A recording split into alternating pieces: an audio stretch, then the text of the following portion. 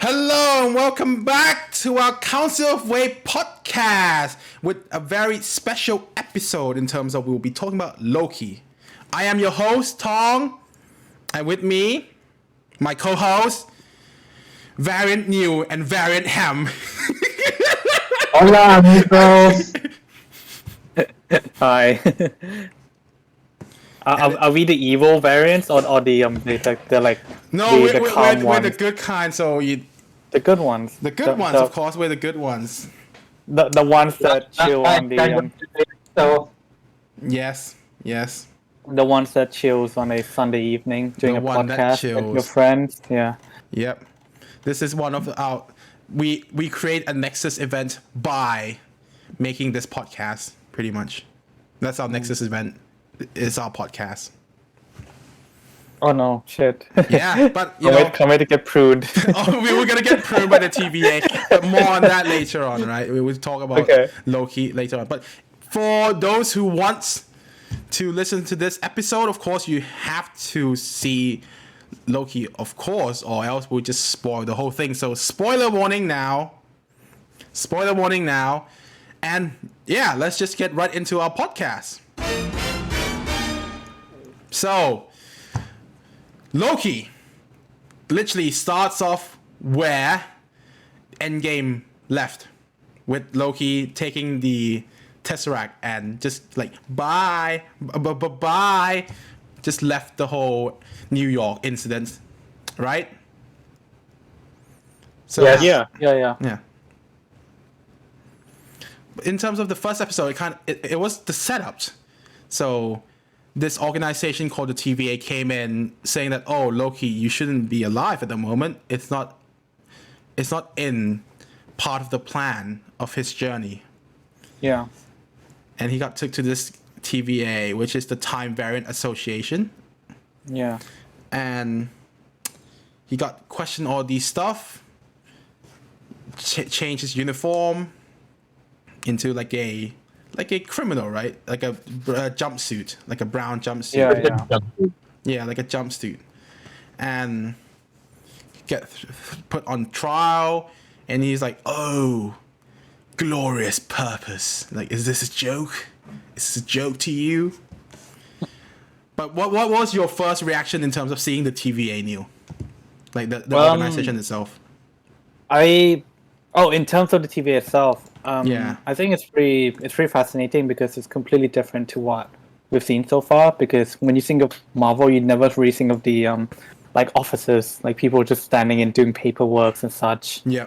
So it's a completely different vibe, and I think that for anyone who goes into watching, when you said, "Hey, let's watch a superhero Marvel film or TV show, whatever," you expect like massive super effects and big actions, but this was like a lot of plot, like talking and building up like the whole TVA about the significance of it, and the universe and such. So I think it's very fascinating, and I think that the first episode definitely intrigued me a lot more than it kind of like says so otherwise. But yeah, it's very interesting.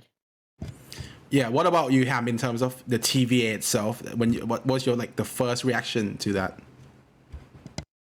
well, first, I was not expecting what the show turned out to be. Initially, I thought it to be Loki going through different time, different ages. So it's not a time traveling series. It's more like a flow of time kind of story. And I think going in with the expectation of being the first of the two, it was a nice surprise, and it sets a tone that this is not going to be like Legends of Tomorrow where they jump from time to time, which gets old, very old, real quick, and it kind of sets a tone that this is going to be something different. It's to be much more about the lore. It's not just about Loki and the variant, but it's about the overarching fate of the multiverse. I mean, they started off, and I pretty much interpret Multiversal War as the secret war, what's happened in the MCU. So it was very exciting. We did get that in the first episode, right? They did show what it is, everything. They explained like thoroughly what everything means. Like in terms of variants are just someone who is not supposed to exist or is doing something that shouldn't happen in a normal timeline that they're in. Yeah. And the next event, is caused by that, right, New? Yeah. So it's like I was gonna say, like this first episode is not a lot happens because you're going straight away from after the end of Endgame, and it's basically just in telling Loki arriving in the TVA. So they like that whole episode was about establishing what this new setting and new plot was going to be about, and yeah, which I think they did really well. Yeah. And also we get introduced into all the major characters. So we have the 3 timekeepers, Judge Renslayer. Yep, Judge Renslayer, Mobius, of course, Owen Wilson, Loki. That's just only the first episode, and the one of the officers, which is B-15, like the hunters, right? Yeah, the guard. The guard. Yeah. So yeah, that's pretty much it for the first episode. But we also kind of know already. No, that's the second episode. That when they found out why Loki was brought in. It was the first episode, so it's at the end. So he was at the end. So Mobius was explained to him why they where they chose Loki to be like why they're asking Loki for help. Yep, it's because the person that the TVA is also hunting down is a variant of Loki. So yeah, it's a nice setup. And then Ham, do you remember what happened in the second episode? Yes, they go for hunts for this infamous variant. And they ended up at Roxanne Mart in the future 2049, 2050? Yeah, something like that. Something like that.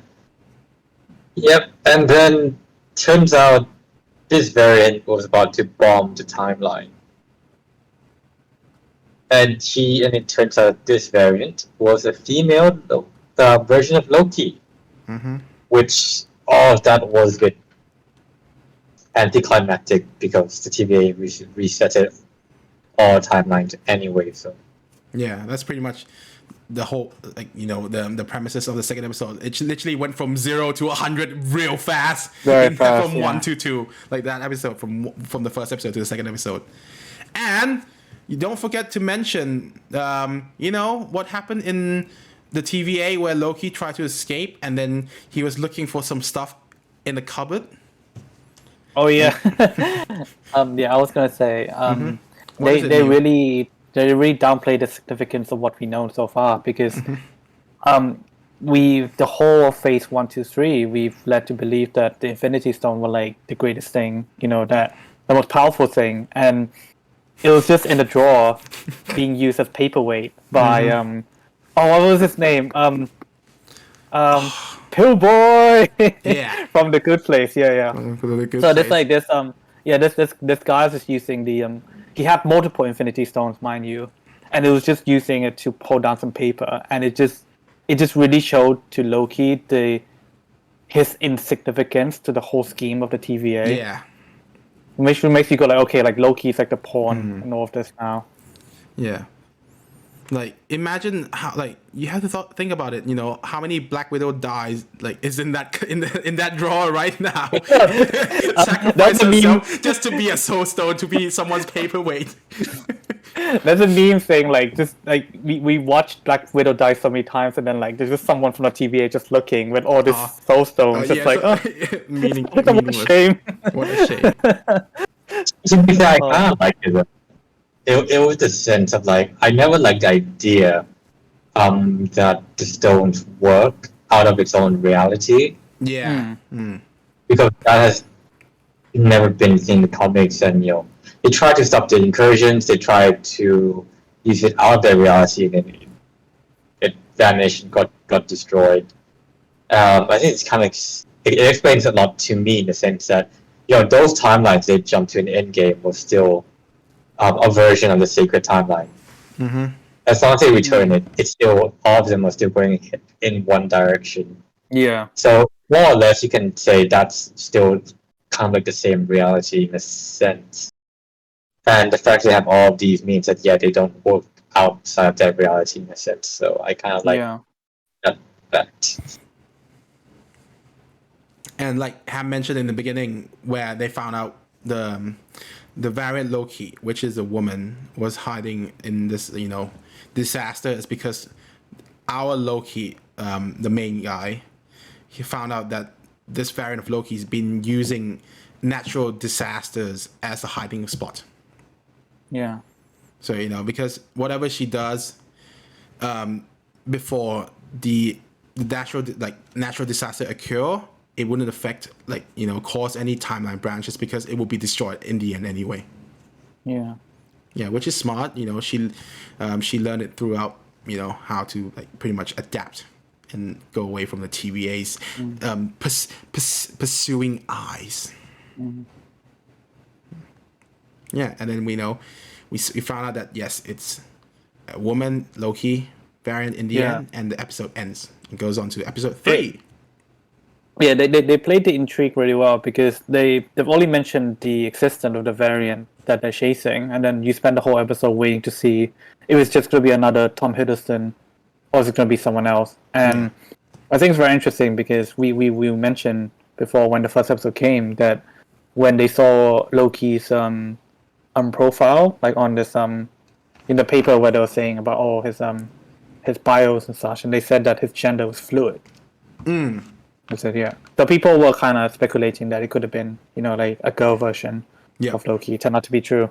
Yeah, but also he's actually bi, so yeah, I know. Yeah, he is bi. Like it is mentioned in one of the episodes. Yeah, on the train when they were talking, I suspect he might be interested in both. So it's kind of like yeah.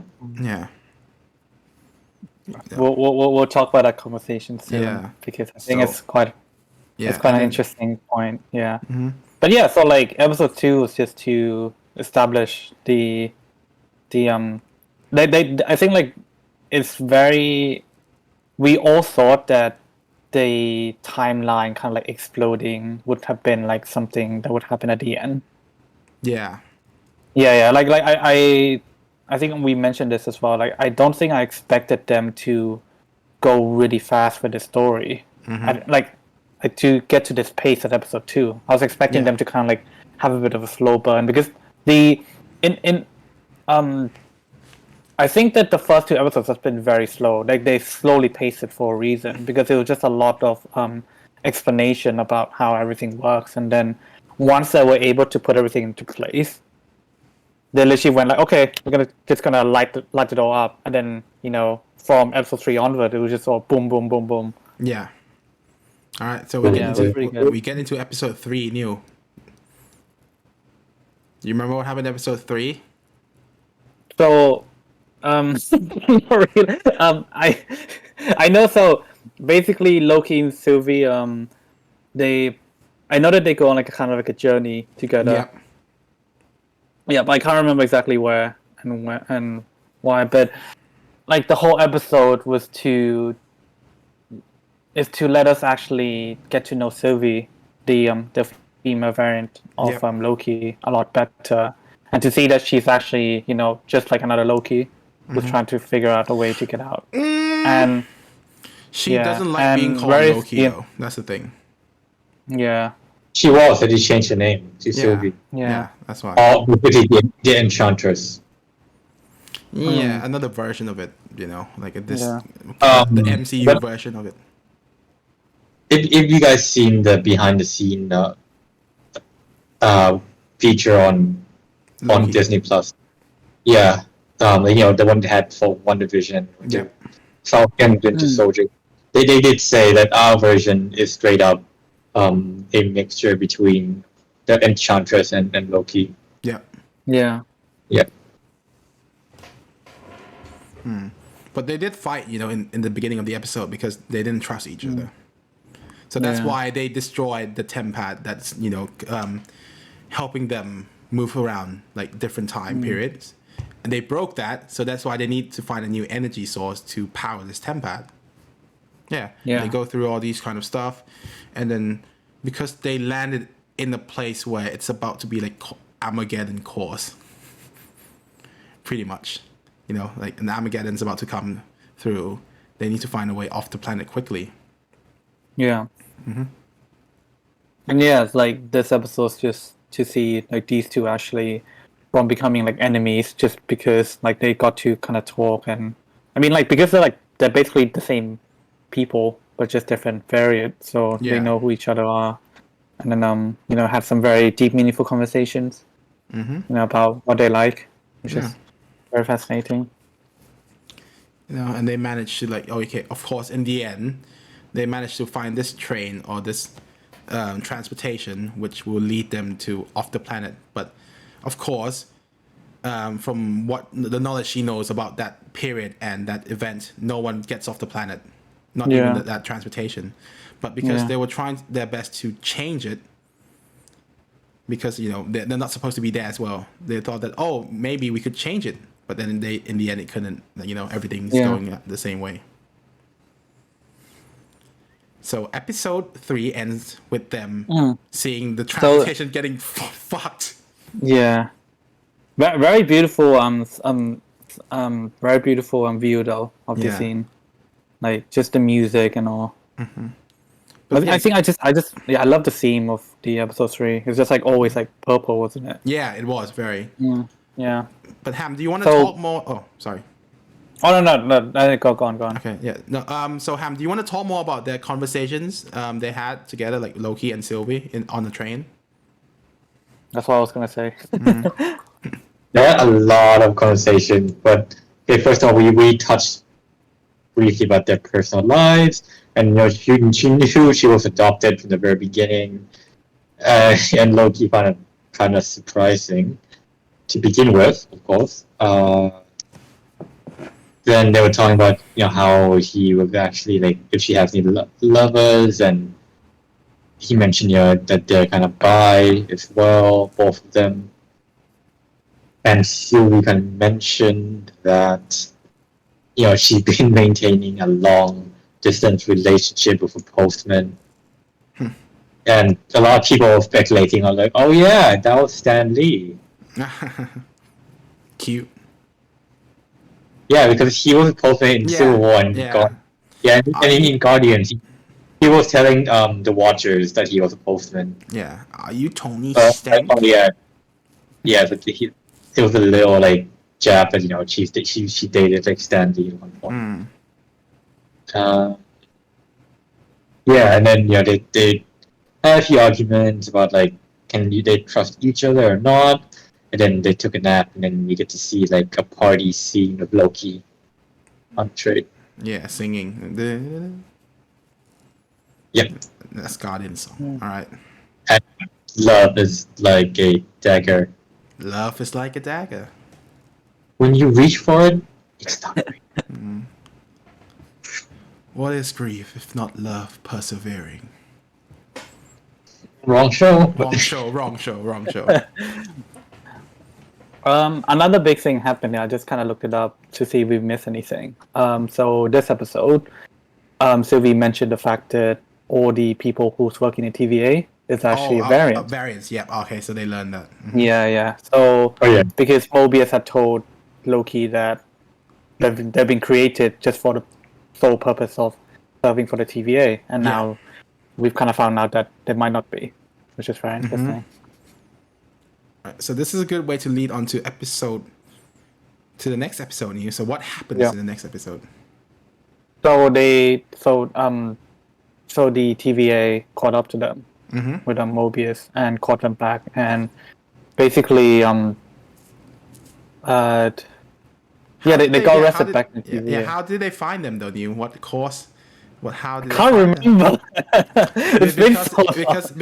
It's because of the chemistry between the two. It's a giant really? Yeah. Oh God, no. So basically, all hopes are lost. This planet on this world that's about to end. The moon came down. You see a speck of dust running that way. They were staring to each other's eyes with sparkles and stuff, a little touch on the arm, Oh no. and then that caused the Nexus event. They can't be discovered by TVA because if you're in Apocalypse, you can't be detected. Yeah. Like, no Nexus event can be detected because you die anyway. So the Nexus event was like, how can two individuals from different timelines fall in love with themselves? So the door opens up, they escape. They got arrested. Which brings an interesting topic to debate on, but I won't go into that because it's going to take too much time. No. We can always talk about it. Yeah. It's the main like premise and character development. Yeah. Like in the behind the scenes like feature, they were literally like the point of them doing that was for Loki to learn to love himself instead of seeking love from like parental figures or families. Yeah, but because it's like that love kind, like in terms of like relationship love, like you're loving someone. So like I've discussed with you before, you're saying this is more of like cloning, a clone to clone type. Are they really close? The showrunners actually defined it as incestual. See, so it is incest. It is incest. Like if you were to define it from like a showrunner's perspective. Yeah, see, so it is. I was correct. It was incest because you're literally it's the same. It's but will you have the same blood because you're different people, but you still have the same DNA? Or say you have the same DNA, but you have a different Y chromosome. Yeah. See, but at the end of the day, it's incest. I still think more cloning, but if you want to define it that way, then yeah, I guess. I mean, how is it scientifically? We have no scientific evidence that they have the same exact like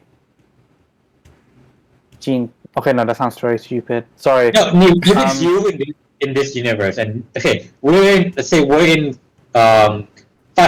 universe 55555. New in universe 5556 is still new. Like, you get it? Like, yeah. And then you decided to, love each other. So, it's still you. Like, it's... And you know what I mean? I think my brain cannot comprehend the whole different reality, like, diverging into together. 5D chess. It's like when you mentioned about cloning, like my mind can still comprehend that is fucking weird. But like with it being like from different realities, I don't know whether different realities work the same way or not.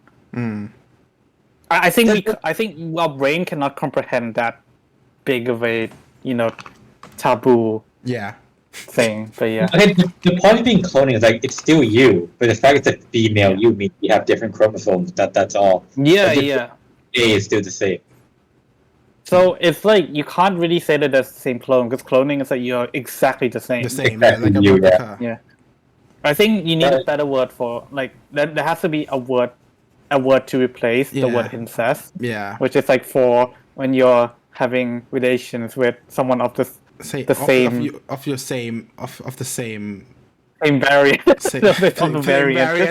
Same variant. To be fair, this is not the first time this came up in Marvel history.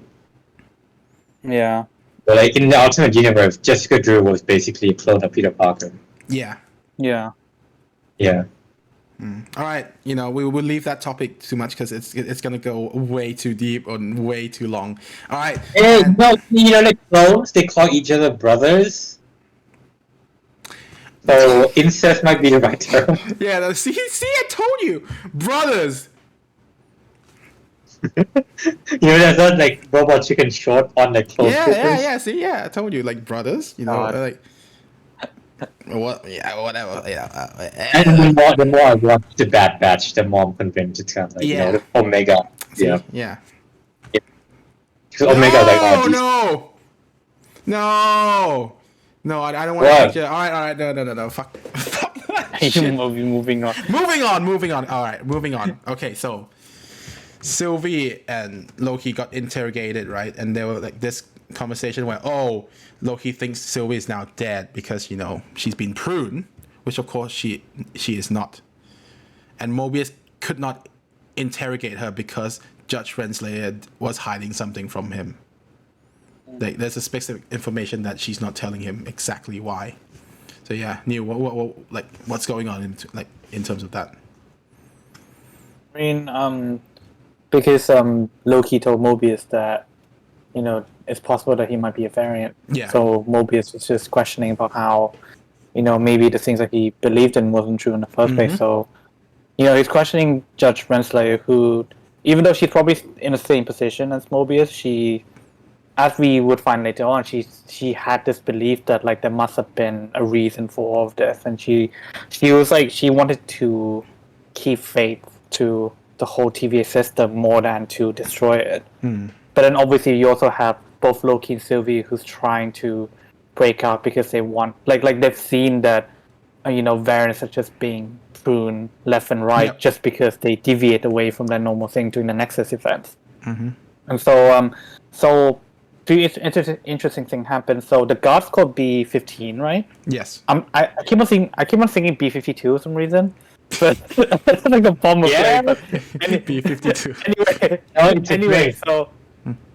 Anyway, so Sylvie told B-15 that she's a variant and gave her a memory, you know, to kind of remind her, and you know, like, and then once she saw that, oh, like, holy shit, it could be true, she let Sylvie go. Yeah. And I'm trying to remember why Mobius let Loki go. Mobius? Because Mobius realized that they are being played by TVA. And he was talking with the judge. So both Loki and Sylvie realized that, like, you know, they can't let this stand anymore because people are just being killed left and right for just diverting away from the action. So they wanted to go meet the timekeepers themselves and to kill them, which led to the final confrontation at the end. Yeah. So Ham, what happened during that confrontation? Time. What? Do you think one timekeeper looks like Lorax? Lorax. Oh yeah, the one with the little chin. Yeah. No, you know Lorax. I mean, I never seen the movie Lorax, but I just like the magical cat Lorax. I'm like, Lorax. Oh my god. Oh shit. Yeah. Turns out. I kind of had a speculation while watching it, because I do have a habit of picking these things up, but when they were talking to the timekeepers, the way they were moving was very animatronic kind of vibe. And after having watched so many Disney Imagineer documentaries, I kind of feel like I kind of picked it up to see like the movements. So I was like, they feel very robotic, so maybe these are robots. And then turns out that they are mindless androids. Like a whole big fight broke out. Sylvie threw a sword over / one of the timekeepers. Very, very last Jedi, Supreme Leader death kind of style. The head rolls down. like on a throne, cut off in half. You know, that kind of thing. Yeah. And then Loki was about to confess how he felt about his ancestral love. And he got pruned. Yep. Oh no. Oh, you are... Ham is frozen. Oh no. No. We can hear you. Yeah, we can still hear you. We can hear you. Oh, here we go. Yeah, you're back. This is my video. Yeah. All right. Yeah. So Loki got pruned, and that's the end. And Sylvie won the fight 1v1 with Judge Renslayer, which she's like, tell me everything. Yeah. And of course, episode 5 comes into play, which is the biggest we've ever the biggest turning point, and which we found out that Loki. Oh, by the way, at the end of episode 4, there was a post-credit scene. Yeah, just before that, there's a post-credit scene that shows that Loki actually did not die from the pruning, and he actually was transported somewhere, and he's greeted by a kid Loki, classic Loki, and Both for Loki. what's that? Both for. Yes. That's a technical on the credits. I mean, I do know like some people might have a different label.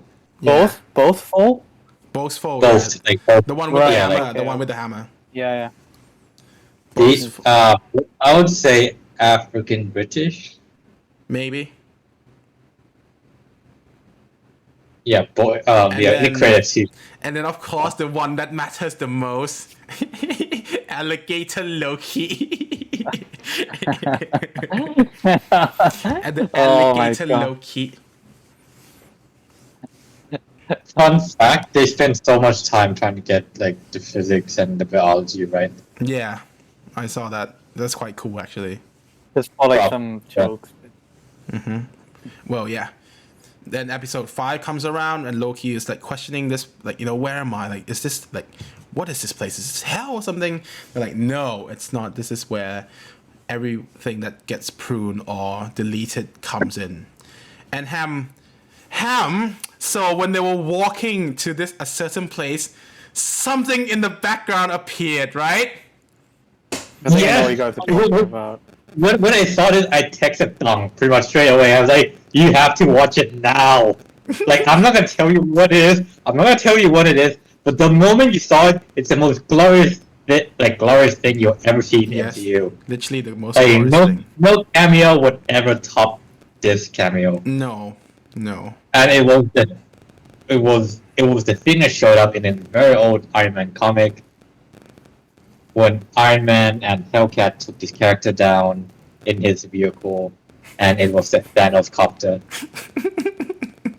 So, can I say I was that like- I I was like, Thanos copter! I was like, Thanos Sorry. copter. it's so fascinating watching it from someone who doesn't know about this, because after I watched the episode, I had no idea what, like, I didn't see it at all. I didn't even notice it. And then I went on Reddit, and everyone was talking about the Thanos copter, and I was like, what the fuck is the Thanos copter? I thought I missed like a big like end credit scene or something, and then I looked, I'm like, oh my god, it's just a helicopter with just like Thanos on it. But yeah, yeah! pretty cool. Lord Thanos has his own copter. Like, never in a million years I would expect that Marvel would dare to put Thanos copter in a version of a live action movie, Yeah. production.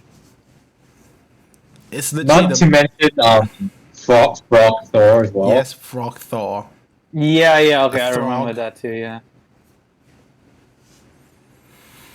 Gosh. But that's the most memest thing Marvel has done so far. what the Thanos copter or Yeah. the alligator? No, the Thanos copter. And I think it's quite interesting because there was actually a deleted scene of King Loki, and it was still supposed to be like a transformation piece when Thor gets turned to a frog.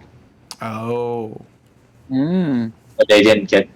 I mean, they filmed it, but they didn't film the transformation, and I think they only got as far as getting Chris Hemsworth to Voice it.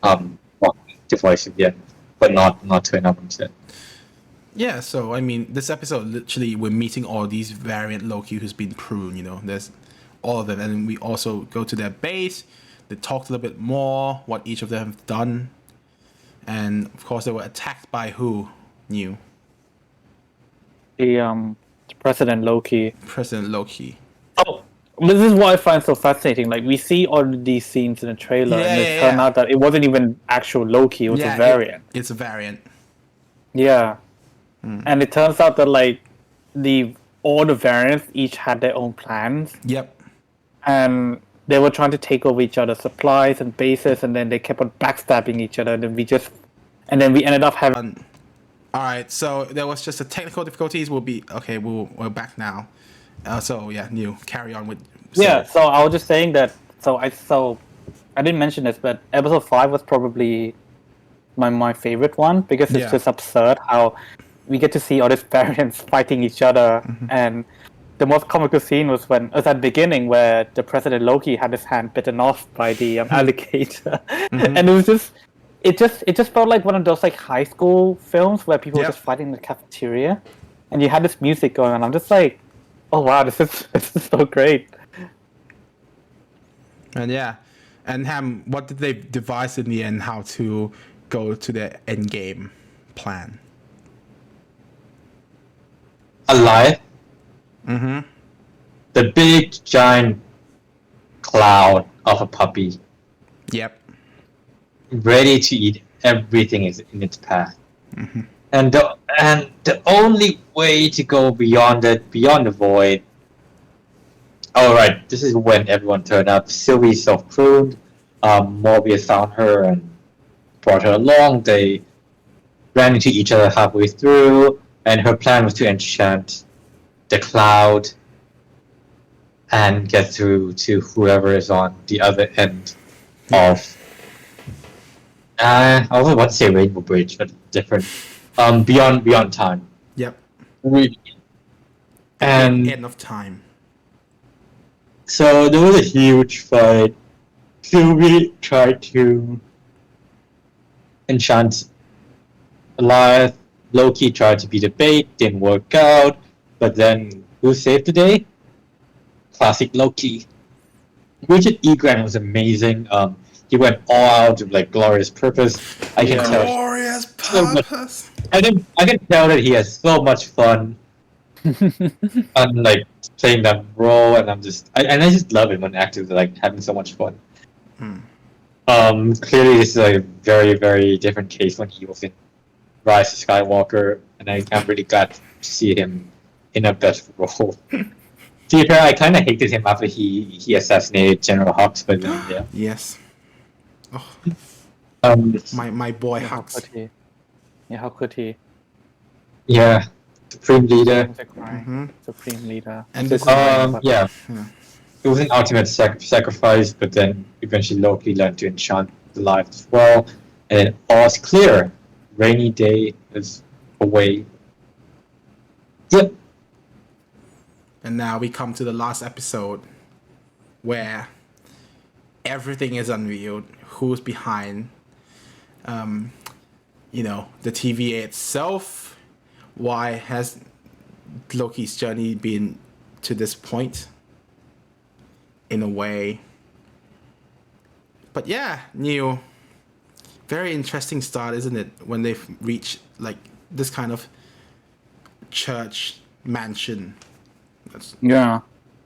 I mean, speaking from my experience, I have no idea what I was going to expect. I guess you guys could, seeing the signs, so it's going to come up.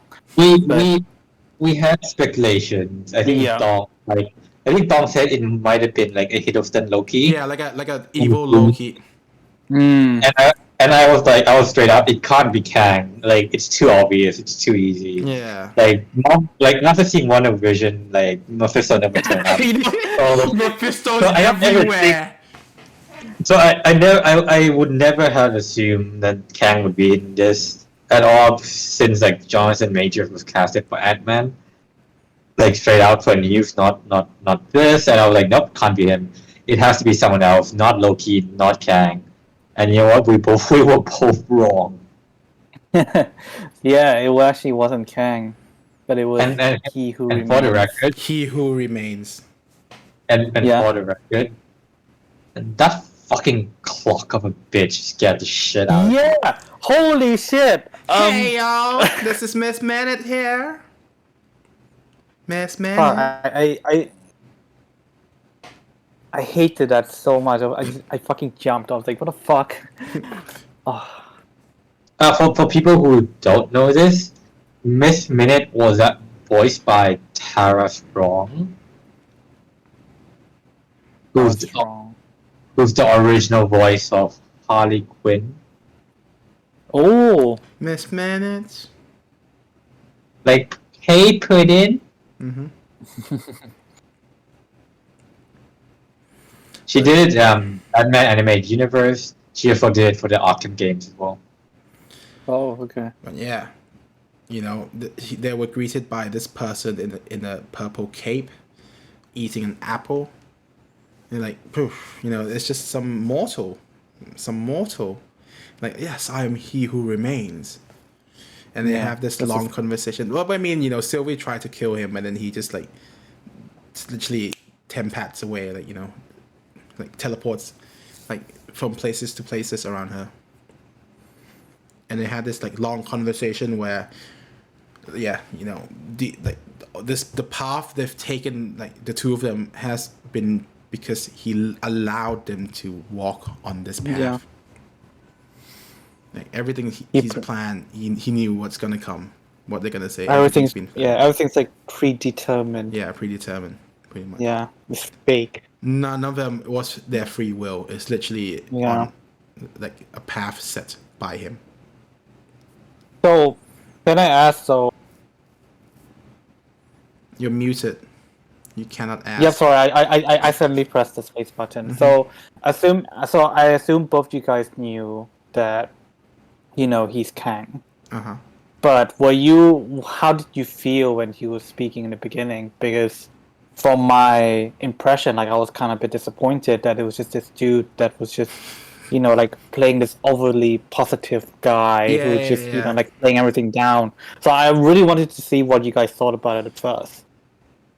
Like, were you guys like, holy shit, like, wait, is Kang supposed to be like this, Yeah, like, Kang's not supposed to be like this, but there's a lot of different variants of Kang, like, versions of Kang anyway, so it's not one specific right one. But because the one we're familiar to is the one where, he's very determined and evil and, like, cunning.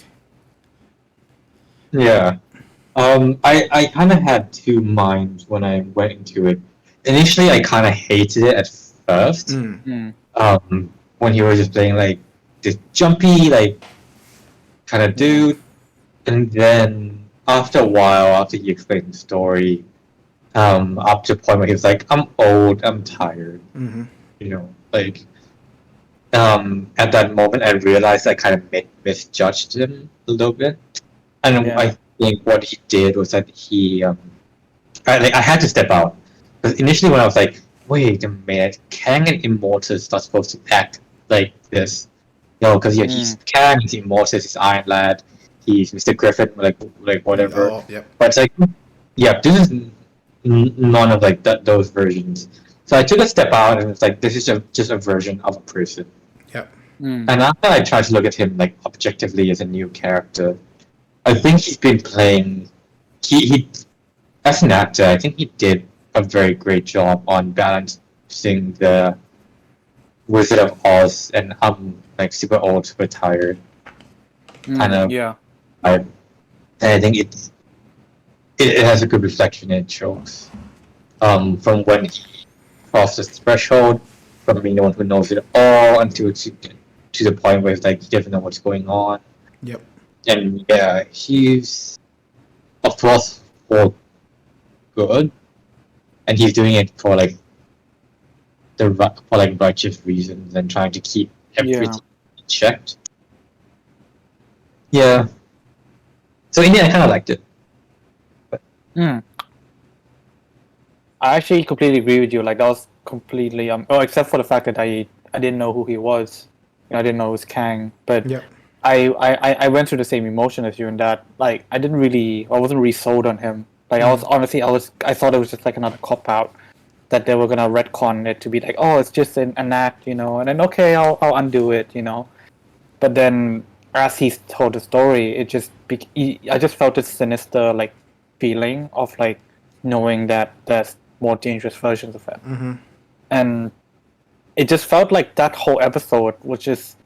I didn't really care much about Loki and Sylvie, but I cared more about Kang as a individual a lot more, which I think that's what they're trying to do in the first place. Like they built all the story just to unveil that this is the end game that they were going for, which is just very, very fascinating when you think back about it afterwards, obviously.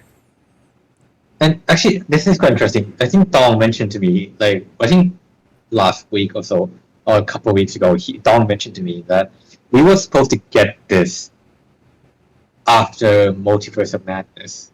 Yeah.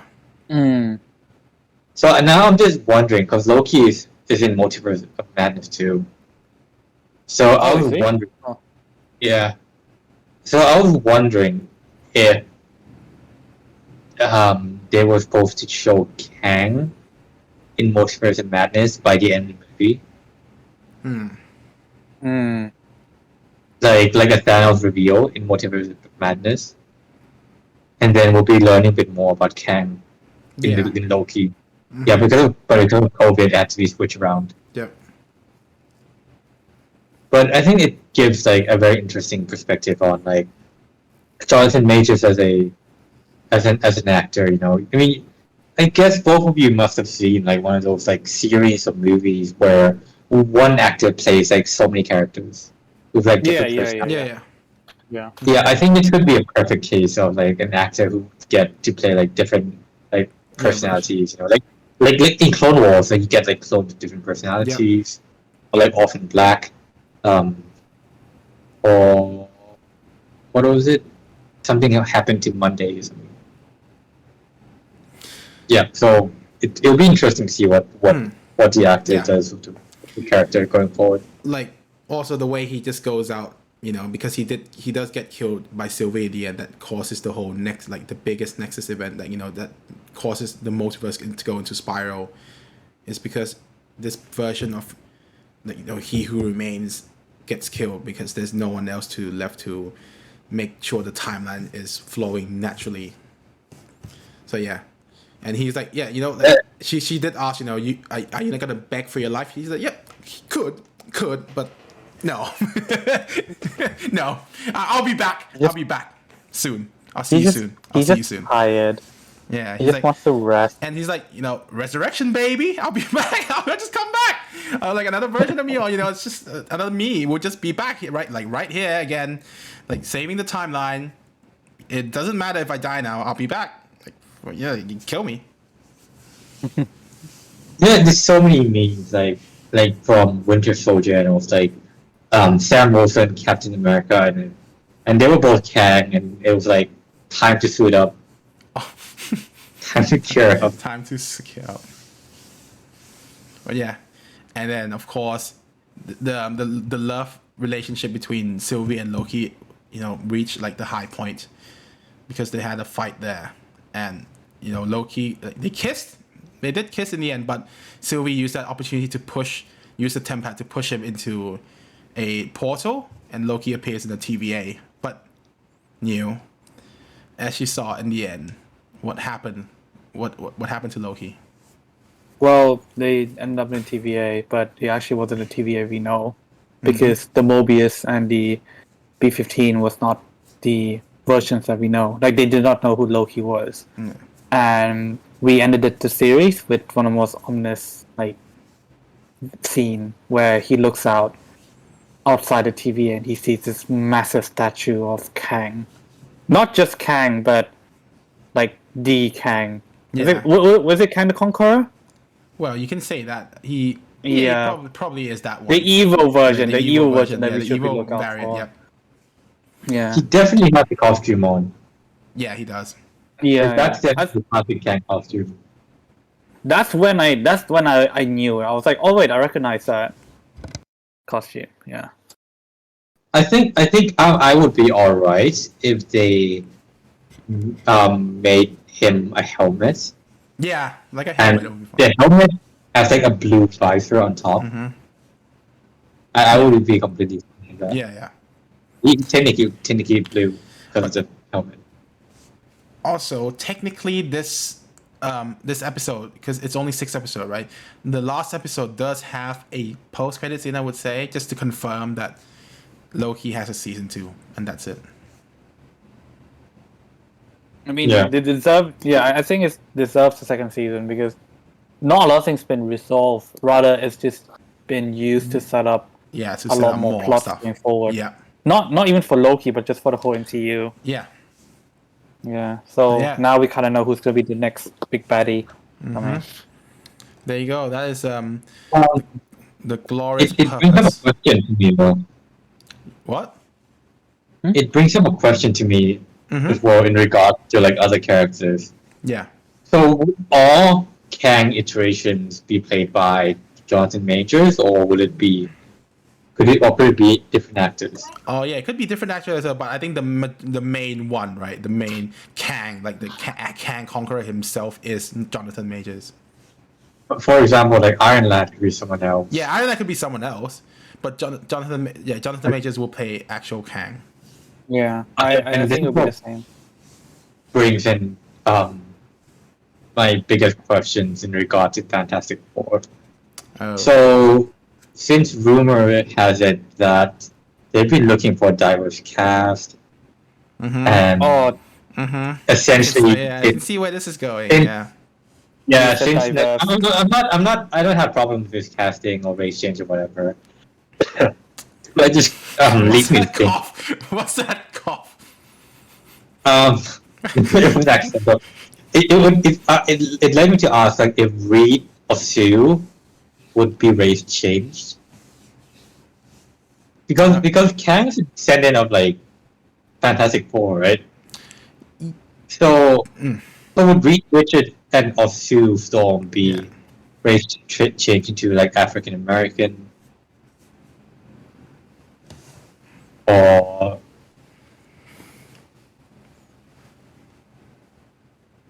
it is a whole like Irish West thing again. Oh no. I don't know. Like, if they make it work, they do. But it's it's on them. Whatever. Like, I mean, if it works, it works. If it doesn't, then you. They say they're trying to keep Johnny and Sue like the same race this time. So I mean, it's an iconic character. It's not like something small. Hey, they did race change Batgirl like a couple days ago. That's DC. That's DC. All right. Fuck DC for now. I mean, this is Marvel. Like, I mean, they can gender bend. Like, for example, like the ancient one, because of the stuff with the China and Tibetans, they can't have an actual Tibetan play that role, so that's why they cast it to this one. There are now 3 cases of like gender bending roles. Yeah. And they're all the only one of Backlash was like the latest one. Well, we can't really talk about that yet, can we? No. But yeah, I mean, that's all there is to it for now. But we have to see what they really want to do. We can't. Not everything is set in motion, and not everything is certain. So until it's actually confirmed, we'll probably talk about that later. But I don't. If Marvel has plans and stuff like that, they'll probably do it in the right direction. But they just have to not like force it because they have to. You know what I mean? I think Marvel's been good at not forcing things down. Yeah. Too much.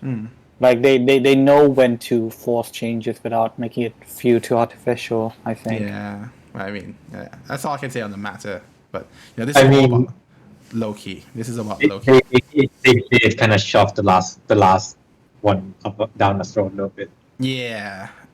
I mean, wait, which one? No, I can't say it yet because you haven't seen the movie, so we can't really say. You can't. I think I got spoiled by this. Oh, okay. Yeah. So can I say it if I'm wrong? No. Actually, no, because it's not part of the thing we're talking about. And if people were to see it, yeah. All right, just leave it. Just leave it at that. Leave it at that. But something happened that as a character. We can talk about it. No. Yeah, All right. Okay. Back to Loki. We're about to close our podcast down. So, ratings. Loki, new. 1 out of 10, like 1 to 10. What are you gonna give it?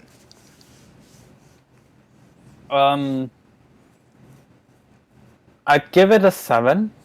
Okay. I mean, I did enjoy it, but I wasn't as invested. But like, I enjoyed WandaVision and Falcon and the Winter Soldier a lot more. Okay. Not to say that it's a bad show at all, but it's got quite a lot of good things going on as well. But yeah, I watch it a lot more idly, and like I kind of kept it on the background and watch it rather than watch it. Okay. Like, deeply. I get what you mean. But yeah, so 7 for me. Ham. Your rating? I'm giving it a 9.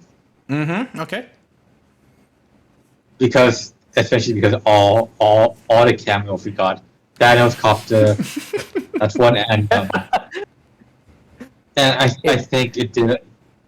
Actually, I the reason I realized it made sense was that when I had a friend who came up to me like a week ago and we had this chat about Endgame, but he hasn't seen any of like the Disney Plus shows because we didn't have Disney Plus till a bit later, and I just realized like he was questioning about how Vision was brought back, about how time travel works, and he started asking me like, what if this didn't happen? What if this didn't happen? And I just realized that it made complete sense. Yeah. That and I told him like, no, that can't happen because if that happened, the TVA would show up and erase the timeline. So as far as the MCU goes and Endgame Infinity War goes, only this could happen. Yep. I guess he has not So, had and- the ship of Theseus. Yeah. So from like lore building stuff, I really enjoyed it because I don't think anyone has ever tried to explain like the multiverse and how it all works. Yeah. And I think this is the first time because Crisis on Infinite Earth didn't do it that well. Like I think this is the first time someone actually did quite well, and it made me excited at all of the possibilities that could turn up. We talked about this, like classic Thanos could show up in the Thanos copters anywhere in the MCU. So yeah. I'm quite excited. Yeah, a 9 for you, and I think I'm literally the same rating as you as a 9 because I feel like out of these 3 shows, I feel like I enjoyed Loki the most. I don't know why, I just did. And with all the cameos, and I know the only thing that makes it a 9 as well is Alligator Loki. Yes. I was gonna say Alligator Loki, and it's just the lore itself and how it ties in everything and what the future holds, like the impact for this show has for the upcoming MCU projects. Yeah. Yeah, that's it. But yeah, okay. In regards to this, we have to bring our podcast into a glorious finale to end it with a glorious purpose. For now, me, your host, Variant Tong, and my co-host, Variant New and Ham, have to bid you glorious farewell. And we'll see you on the next episode of our Council of Variant Way podcast. Goodbye. Goodbye.